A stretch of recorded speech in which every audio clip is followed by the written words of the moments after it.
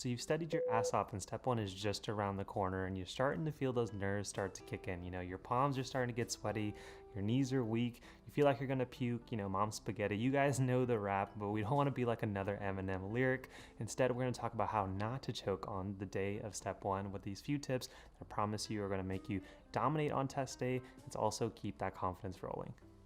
So tip number one is to focus on one question at a time. So one thing that I realized after my step one experience is that I could have had a completely different score if my test was arranged in a different way. So I could have had a better score if my stronger questions were kind of better formatted and better arranged, and a weaker score if all my weak topics were kind of put into one area, and that could have affected my momentum. In one scenario, I could have felt completely prepared. In another scenario, I felt like I probably didn't study for the right exam, and it's exact same questions. And that's a very important takeaway that you need to remember, because the overall test for you is likely very doable, especially if you've studied, again, your beep off while you're studying for step one.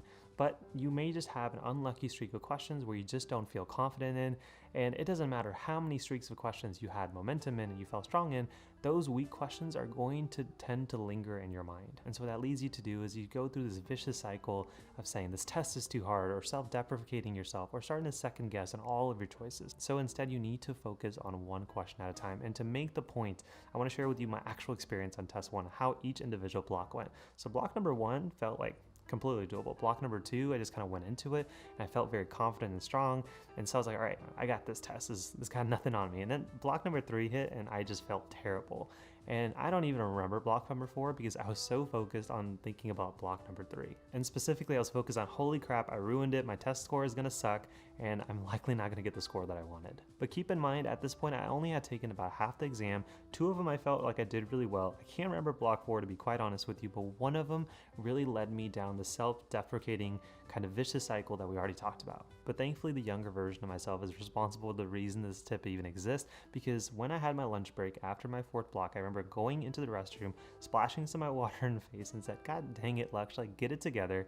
You've prepared your butt off for this exam and you've literally let one block completely throw you off. Instead, from now on, every question is going to be an opportunity to raise your score.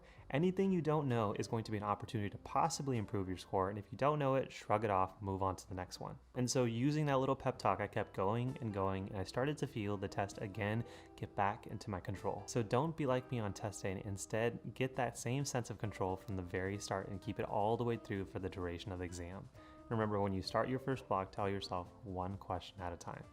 Now, tip number two for test day for step one is to plan your breaks ahead of time. Now for step one, as in making of this video, you'll have an allocated total about 16 minutes. If you take 45 minutes that they already give you, plus the 15 minutes if you don't go through the tutorial because you've already gone through it in other forms of practice exams. And so that gives you 60 minutes, and that doesn't even count extra time that you start to gain if you finish a question block ahead of schedule. And so with the knowledge that you'll have at least 60 minutes, you need to plan each break and understanding how long you'll spend in between each blocks, when you'll take your lunch breaks, when you plan on taking your restroom breaks, and just have a game plan for the entire day. And so on test days of making this video, you'll have 7 blocks. So here's a sample schedule of how you can arrange your different breaks.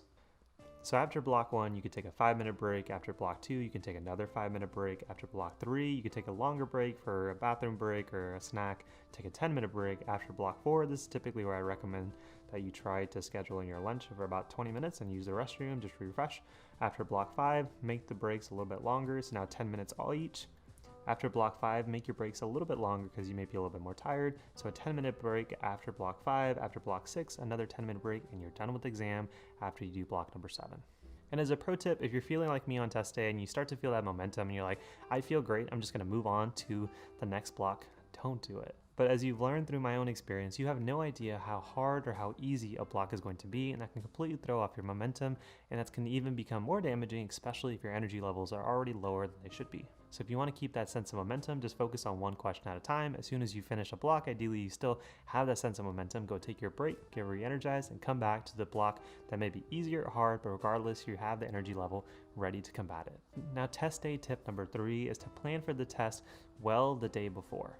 So the last thing that you want to do after you've studied incredibly hard for step 1 is to have some small detail that you didn't account for throw you off, or something that's not even knowledge related. And so a few things to keep in mind a week to a day before the exam are things like know the address of your testing center, what time do they want you to be there, and also account for any traffic you should expect the morning of your exam.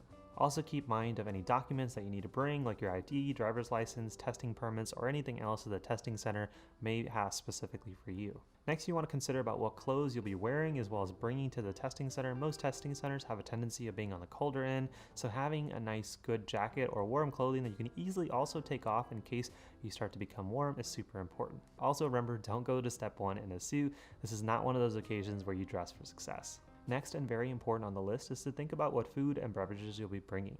Be mindful of what kind of foods make you personally sleepy, things like processed or carb-heavy foods, and stay away from those. And also be mindful of your caffeine sources and when you plan on taking them before and during the exam, because having to go in the restroom in the middle of a block may throw you off. And finally, start to ask questions regarding specifically your transportation. Are you driving yourself? Is your gas filled? Are your tires complete? Is somebody dropping you off? Do they know what time to pick you up? Or are you going to take public transportation, and have you accounted for all the logistics? Because like the famous saying goes, if you fail to prepare, you prepare to fail. Don't do that. So test day tip number 4 is to plan an amazing post-test reward. Now this is probably my favorite tip to give because I definitely took full advantage of this, and I'll share that in a second. But you have studied so hard for such an important test in your life that you need to make sure that the reward at the end of that tunnel is completely worth it. And I remember exactly what I did after test 1. I had already had it in my mind going into test day the week of. I went to my favorite Indian restaurant. I grabbed 2 entrees and my favorite dish at this restaurant, which was 2 dishes of malai kofta with naan and rice and completely warm. And I got home and just destroyed both entrees and just passed out until the next day. It was just absolutely amazing. So if you're watching this video and you're getting close to test day, or if you're anywhere remotely on your step 1 prep, also start asking what you want to do as a reward to yourself for studying so hard. But overall, guys, yes, step 1 is a hard exam to prepare for, but if you've put in such hard work over the past few weeks, then definitely make sure that you go into test day with confidence and not anxiety. And I know that's easier said than done, but hopefully you can use some of these tips that we talked about in this episode to help you go into test day and just crush it like you're meant to. And now, before we conclude for today's episode, if you did enjoy today's video and you have more questions regarding step 1, make sure you drop them in the comment section down below if you're watching this on YouTube. If you do want to check out probably the most popular video that we have on the YouTube channel, then go ahead and check out my step 1, 5 tips that you need to know to get a high score like a 250 or above, like myself, as well as other top performing students. And then finally, if you want to know the 3 strategies that really helped me kind of get into the upper echelon of doing well on step 1, there's a step 1 masterclass free video absolutely that you guys can check out down below on the website. And as always, if you enjoyed the tips, if you enjoy the content, I really ask for just 2 things from you. 1, just take something from this video that really resonated with you and try to apply it into your personal situation. We spend so much of our time consuming and taking advice. I'm guilty for this as well, no doubt, but rarely do we always spend enough time applying it. So take one thing from this video and this episode that resonated with you and let me know in the comment section down below what results you're getting. But with that being said, guys, thank you so much for making it to the end of this episode. If you did enjoy this video, then you'll probably enjoy this video too to help you succeed on your step 1 journey. With that being said, thank you so much for being a part of my journey. Hopefully I was a little help to you guys in yours, and I'll see you guys next one. Peace, my friends.